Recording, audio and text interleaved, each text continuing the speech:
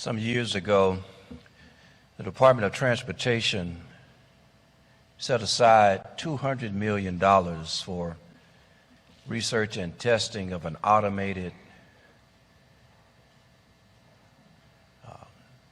cruise control highway. They suggested that they were prepared to provide this type of service, especially for cities that had major problems with traffic. Special chips would be embedded into the asphalt every 4 feet. Every 4 cars would be controlled by a monitor.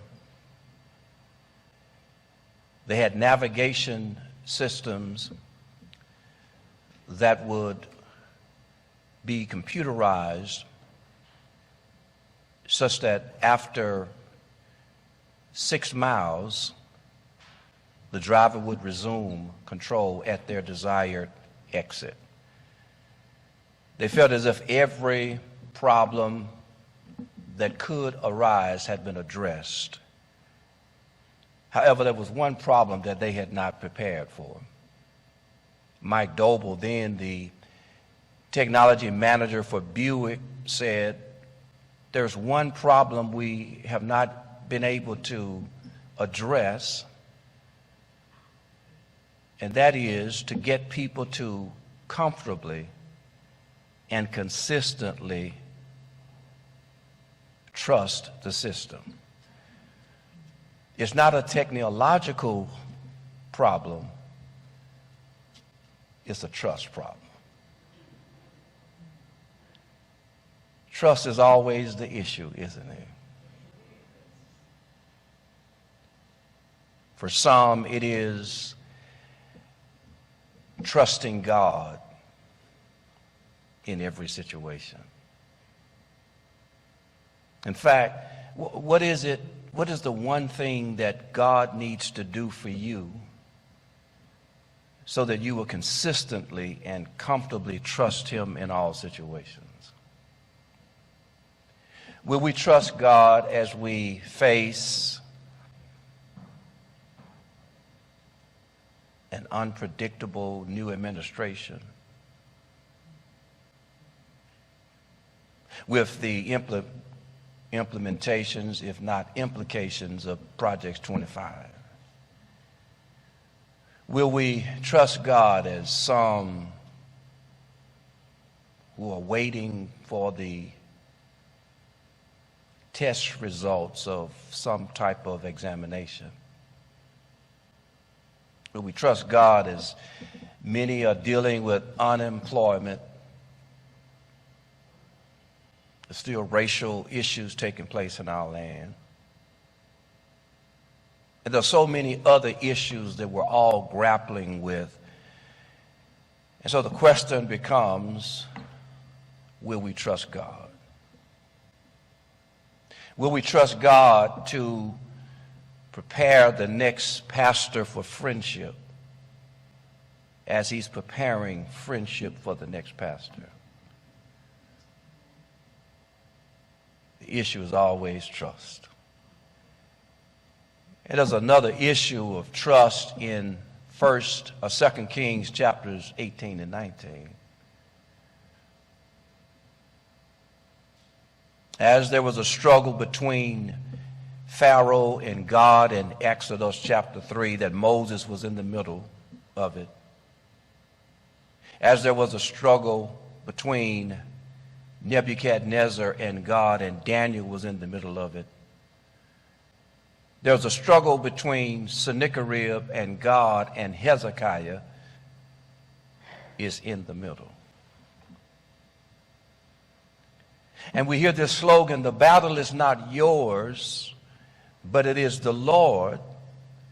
But whenever you belong to God, you're in the middle of the battle. And in chapters 18 and 19, the saga of Sennacherib and God begins. And the nature of the saga is to get Hezekiah to turn away from God. And that is the challenge, I should say, that every child of God will face. When life happens, it will always examine and expose who, whom, or what you trust the most. Life has a way of bringing to the surface where we are with our trust. It happened with Moses. It happened with Daniel. It is happening with Hezekiah. And it also happens with us. Life's challenges examine and expose who, whom, or what we trust the most. There are several challenges within this narrative that provide the challenges for trusting God. It is amazing to me that at the end of the day, trusting God is a choice you make. You and I have the freedom to choose as to whom we will trust, what we will trust. And in chapters 18 and 19, there are several challenges to trusting God. Let me tell you a little bit about Hezekiah. He's known for trusting God. In verses 5 through 7, we hear, he trusted in the Lord, the God of Israel, so that there was none like him among the kings of Judah after him, nor among those who were before him. For he held fast to the Lord. He did not depart from following him, but kept the commandments that the Lord commanded Moses. And the Lord was with him wherever he went, and he prospered. He rebelled against the king of Assyria and would not serve him. He struck down the Philistines as far as Gaza and its territory, from watchtower to fortified cities. He was known for trusting God. Well, that's Hezekiah. Well, who is Sennacherib?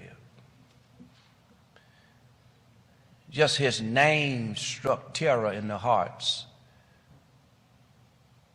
of the Mediterranean region. Like locusts, a swarm of locusts, he was always trying to destroy everything in his path. He would take it over. He would seize it. He's already taken over the northern region, and now he has his eyes set on the southern region of Judah.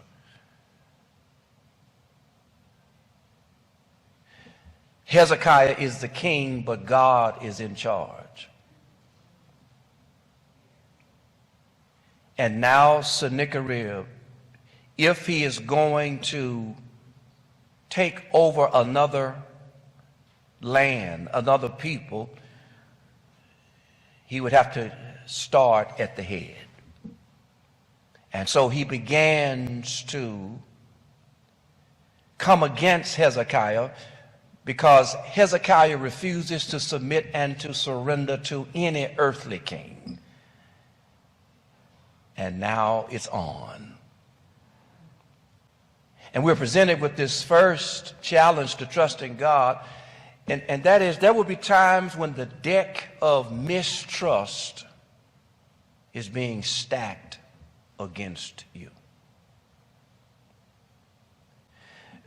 starting with verse 25 and following, there are several do not trust Hezekiah sayings. Do not let, verse 28, do not let Hezekiah deceive you, for he will not be able to deliver you out of my hand. Verse 30, do not let Hezekiah make you trust in the Lord by saying the Lord will surely deliver us. Verse 31, do not listen to Hezekiah. For thus says the king of Assyria, make peace with me and come out to me. Then each of you will eat of his own vine. Then there is another. Do not listen to Hezekiah when he misleads you by saying, the Lord will deliver us. That is when the deck is being stacked. The deck of mistrust is being stacked against you. And that is everything that Hezekiah has attempted to do. Somehow Sennacherib got wind of it, and now he's using it against it. How is it that your enemy know your plan better than you?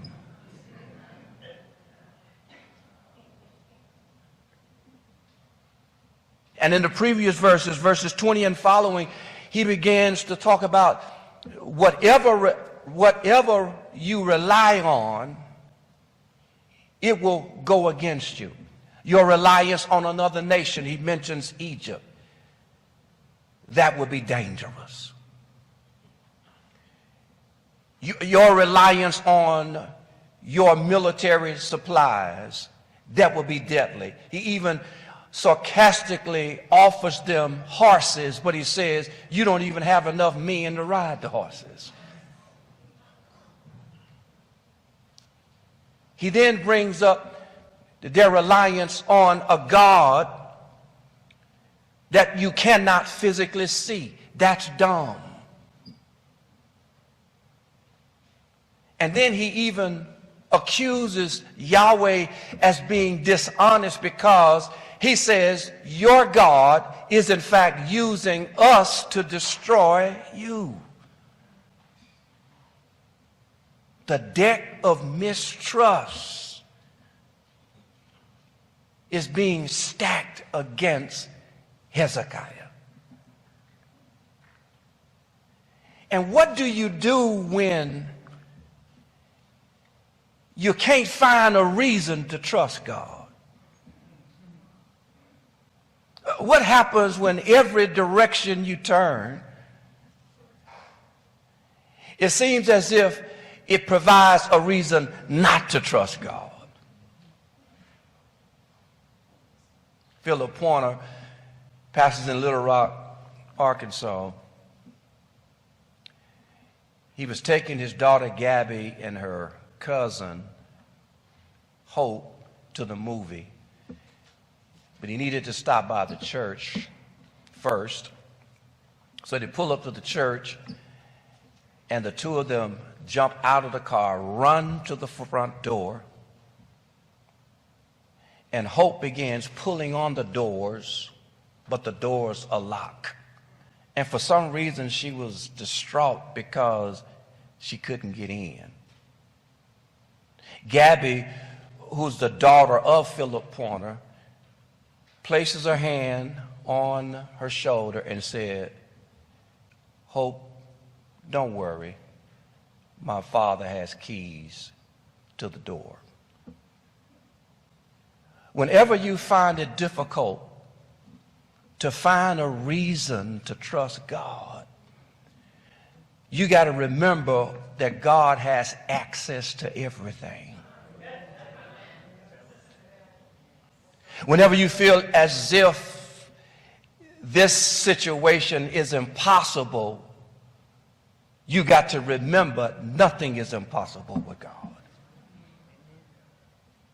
When it seems as if every direction you turn seems to work against you, you have to remember that if God be for us, it doesn't matter who's against us.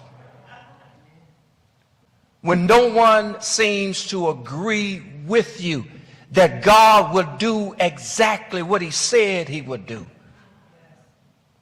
forget what the majority are saying and feeling, and remember that God cannot lie. God must keep his word. And if God says he will do it, then God will do it. There will be times when it seems as if the deck of mistrust will be stacked against you. But then there is a second challenge to trusting God. Again, Sennacherib's delegation, they in some way get a sense of everything that Hezekiah plans on doing. And they use that to taunt him, to speak against him. It's almost they're saying, we know exactly what you are thinking, and it's not going to work. And line by line, they attack what he had planned to do, what he was thinking about doing. It's amazing how draining trusting God can become. I long for the day where we won't have to trust God. I can be honest with you all, since ain't nobody here but us. I long for the day where you and I will not have to walk by faith. But that time is not yet. And so we must walk by faith and not by sight. We must trust in a God we cannot see. And there will be times where trusting God is a lonely walk. It's lonely, but you're never alone. Well, the deck of mistrust can be stacked against us. But then it gets worse, because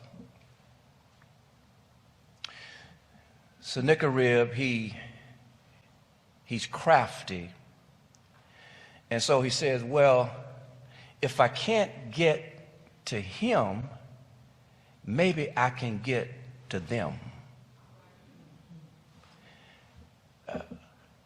So he does a little psychological warfare. And so, yes, he's tried to get Hezekiah to turn away. But then he knows that the people that he's leading, their faith is not where his faith is. And he says there's a leak in the building. There's a slight crack in the wall. And if I can just get those who are closest to him, if I can just scare them, then maybe I can get them to turn on him. That's a challenge to trusting God. It's when those in your circle become so afraid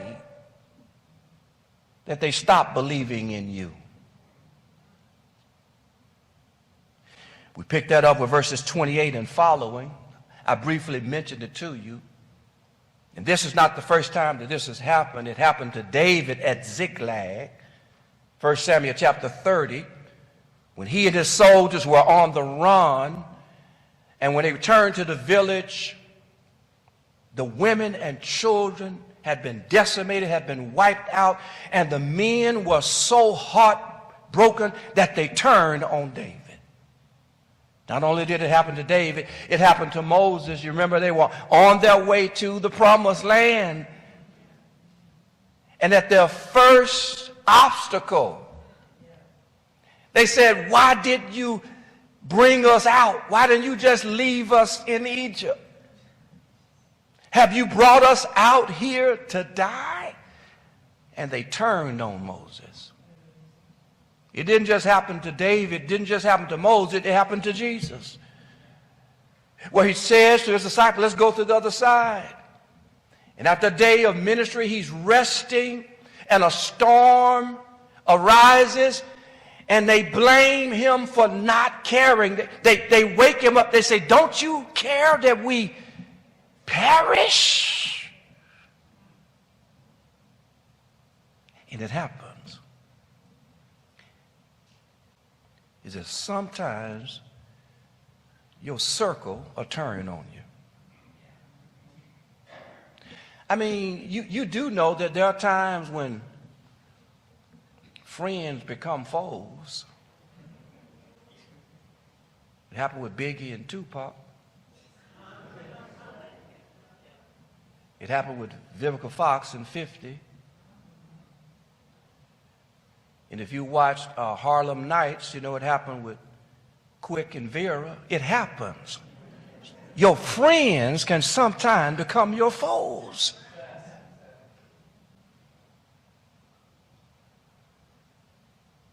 And how does this happen? Why does this happen?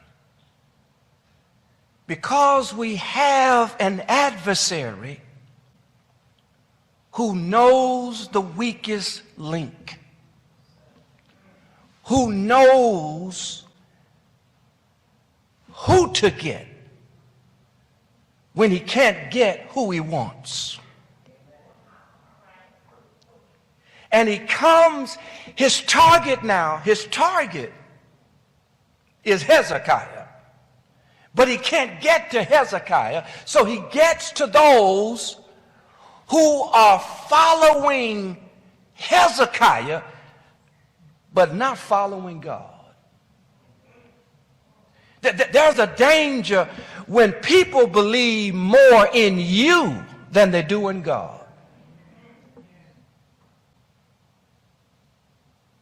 There's some times when you have people that God don't have. That you have influence in the lives of others that God does not have influence in. And sometimes when it gets hot in the kitchen, they can't stand the heat. And they will flip on you. They will abandon, they will forsake you. And you can't get mad at them. You can't blame them because they don't have the trust that you have. They don't have the faith that you have. You just need to know that we have an adversary who can persuade the people closest to you to turn on you. And again, he goes down a list. I say this again. The adversary, when he's talking to you, but you're not listening to him, he'll talk to those who will listen to him. And he goes down, do not listen to Hezekiah. Do not trust Hezekiah. He goes down, the delegation goes down this list. Don't listen to him. And then, as always, the adversary dangles a carrot. He says in verse 31, do not listen to Hezekiah, for thus says the king of Assyria, make your peace with me. Watch this, come out to me. Here's what I'll give you. I'll give you some treats. I will give something that you personally want. I will give you something physical that you can see. The only thing I won't tell you is that I can only give you that which is perishable. Look at all the stuff. Verse 31. Then you can eat of your own vine. You know what comes from a vine. Just swap out the V and insert a W. Wine. You got your own fig tree, your own water from your own cistern. You have grain. You have bread. You have vineyards. You have olive trees. You have honey, that you may live and not die. That sounds just like what the devil did in the Garden of Eden. He offered Eve something she could see, something that she personally desired.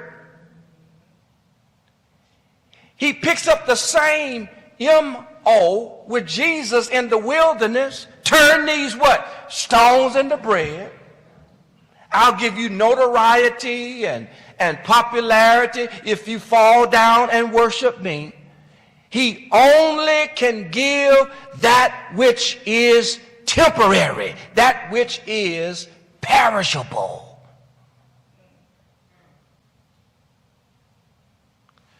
If he can't get you, he'll get those closest to you. And they can turn on you.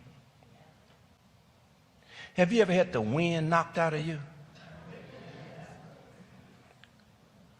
That's what can happen.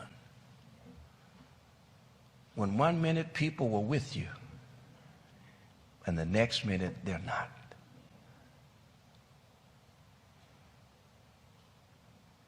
How does he do it?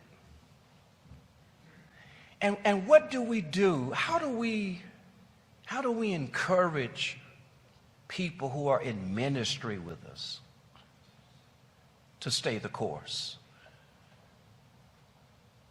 I mean, how do we prepare them?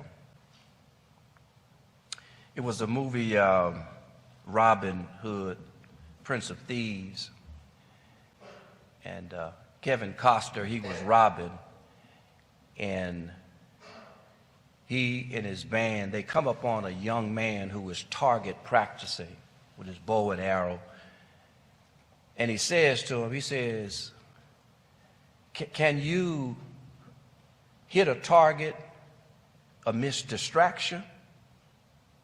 And as he's pulling the arrow back, Robin takes a feather and he rubs it across his ear. He releases the arrow. It goes high.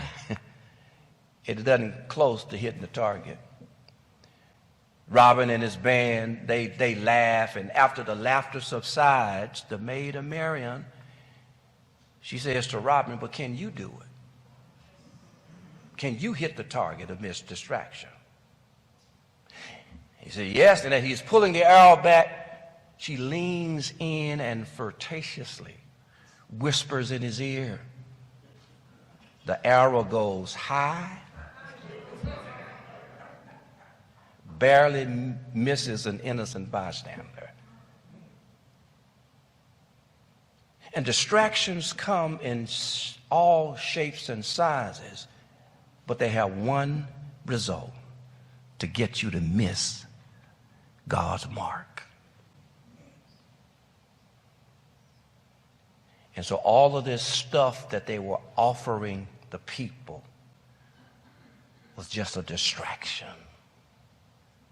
It was to get their minds off of God and to focus on their physical needs. Satan is always trying to offer us something. But the something he's offering, it won't last. It's temporary. It's perishable. Well, that's a challenge to trusting God the deck of mistrust will be stacked against you. You have to find a reason to trust God. Let me tell you something. The reason you found yesterday may not work for today. And every day you got to dig deep to find one more reason to trust God for today. Well, the deck of mistrust can be stacked against you. I mean, you got one problem, then here come 15 other ones, 15 more. It's almost like, you know, when you were doing your own thing, life was fun. And then you commit to God, and the bottom falls out. And you say to yourself, not to anybody else, I should have just stayed, you know, I should just kept on living my best life. But that's what happens. And that's how you know you're going in the right direction. Is always something trying to stop you from moving forward. Well, the deck of mistrust will be stacked against you. Sometimes the people closest to you will be so afraid that their belief in you will begin to waver.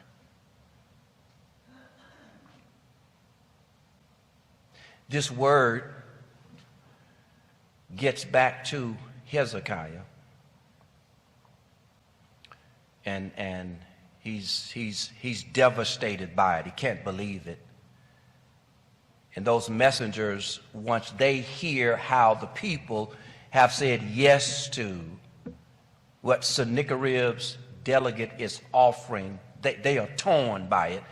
That's why you see the sackcloth and ashes. They tear their clothes.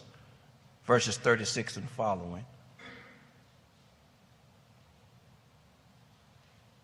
And they come to Hezekiah with the news. And his response is the same. We move to chapter 19. And again, there's one goal that Sennacherib has in mind, and that is to get Hezekiah to turn away from God. If I can just get him to turn against God, I know the people are watching him, and whatever he does, they will follow. And Sennacherib's goal is to prove to Hezekiah that Yahweh is just like the other small gods. He cannot help them. Have you ever wondered when God was going to help you? Has he ever made you wait? Has he ever been silent? Has he ever seemed to be distant? Have you ever felt like he is blessing everybody but you? He is skipping over you. He is going around you. And if you get one more phone call about how blessed and highly favored somebody is, you're going to scream. And you're wondering, when is it my turn, if there's such a thing? And it's in those hours, those moments,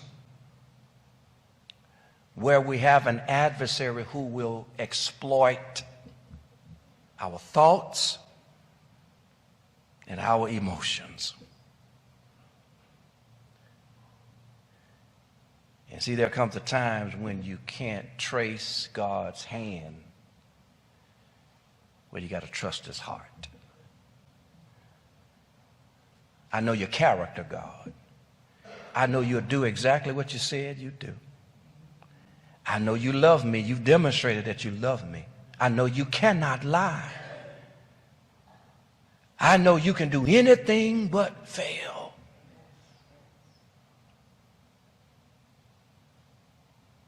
And so he comes to this last line,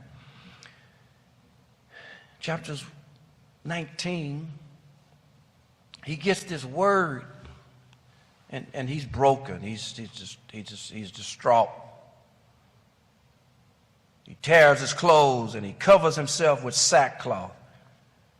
He goes to the house of the Lord.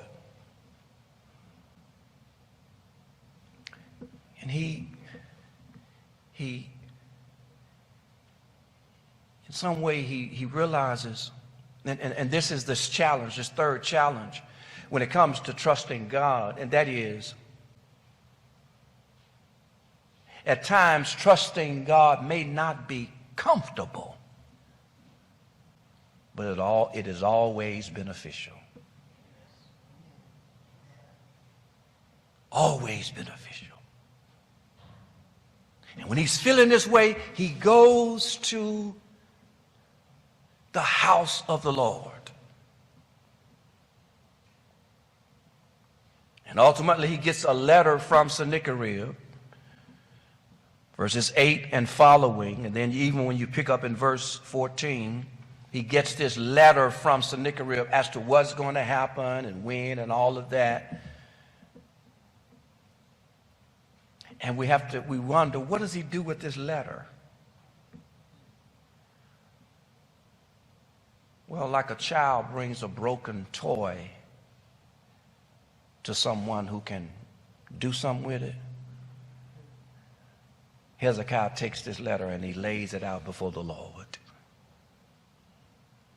That's the best thing for us to do, is to cast our care upon the Lord, because he cares for us.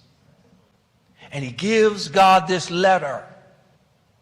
And in the meantime, he sends 3 of his servants to a prophet. Hezekiah is a king, but he knows every king needs a prophet. And he sends his servants to Isaiah. And Isaiah gives them words so that they would in return give these words to Hezekiah. And these words are listed in verses 29 and following, and they end the chapter. This first word is this: do not be afraid. Do not be afraid. You back up to verse 5, actually in chapter 19. And the servants of King Hezekiah came to Isaiah, and Isaiah said to them, say to your master, thus says the Lord, do not be afraid because of the words you have heard. That's the challenge. Whose word are we going to believe? Are we going to believe God's word or somebody else's word? And it says, do not be afraid of their words. It says, behold, God says, I will put a spirit in him so that he will hear of a rumor and return to his own land, and I will make him fall by the sword in his own land. In other words, God is not the author of confusion, but he'll use confusion. That's why it's dangerous for people who always like to start up stuff. God will use the very stuff that people start, and it will work against them. He says, don't be afraid. Don't be afraid. And here's one of those times where we want God, who is the God of peace, to give us his peace.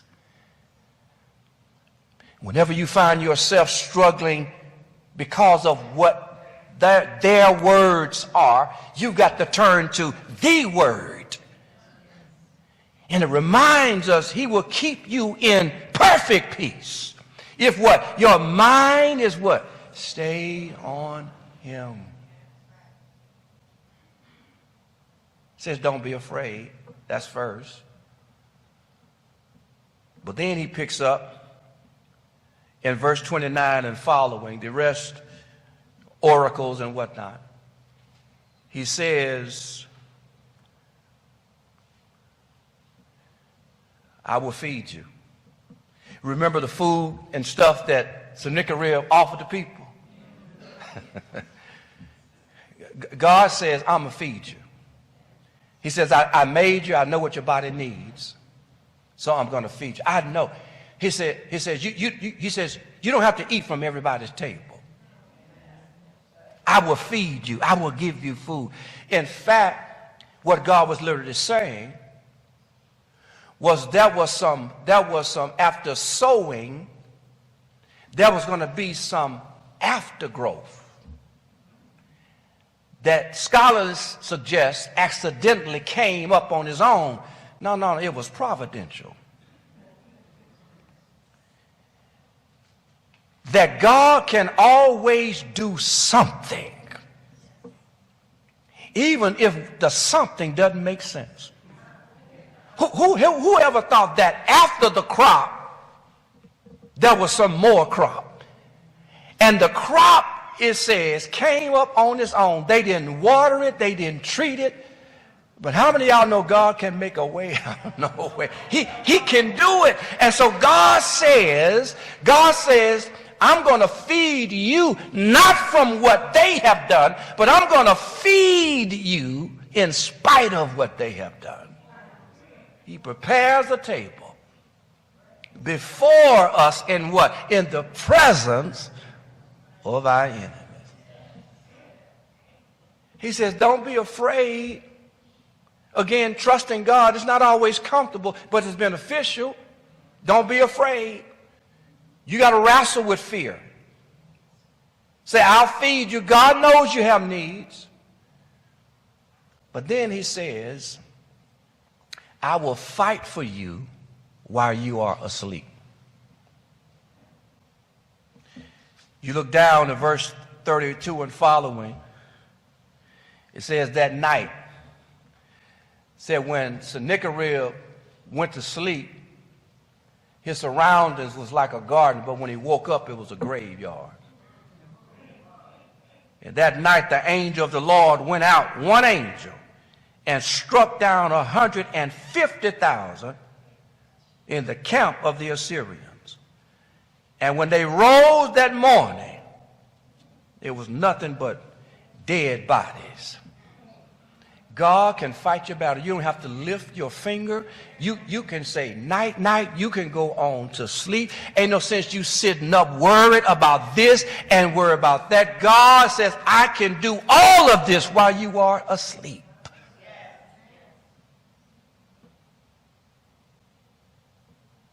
And then he says one last word. He said, don't be afraid. That God will feed you. God will fight for you while you're asleep. He said, but God will fulfill his word. Verse 36 says, Sennacherib, the king of Assyria, departed and went to live somewhere else, Nineveh. It will be 20 years later. Sennacherib was still doing what he always did. And Hezekiah died before God did anything to him.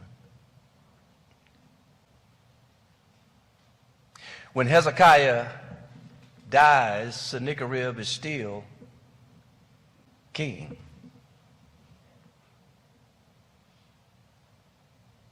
God hadn't promised you, and he hadn't promised me, that we'll see everything that he said he was going to do. But you got to trust, if he say he's going to do it, he's going to do it in his own time. And it says one day, while Sennacherib is worshiping his God, verse 37, Adrammelech and Sharezer, his sons, They come in and they strike him down with the sword. And they would now take over. You don't ever have to worry about whether or not God fulfilling what he said he's going to do. He would do it in his own time. He would do it in his own way. Our task is to trust him. Life has a way, doesn't it, of putting right before us proof or the lack thereof as to if we're trusting God, if we're trusting resources, or we're trusting other people.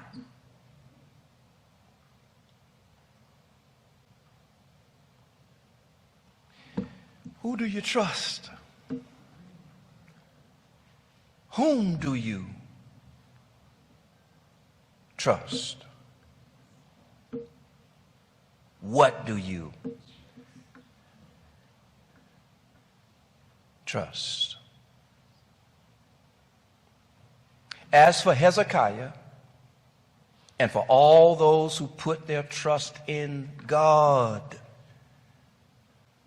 there will always be situations and circumstances that will authenticate that trust. Is it trust? Will you trust in the Lord? Will I trust in the Lord? That's the question.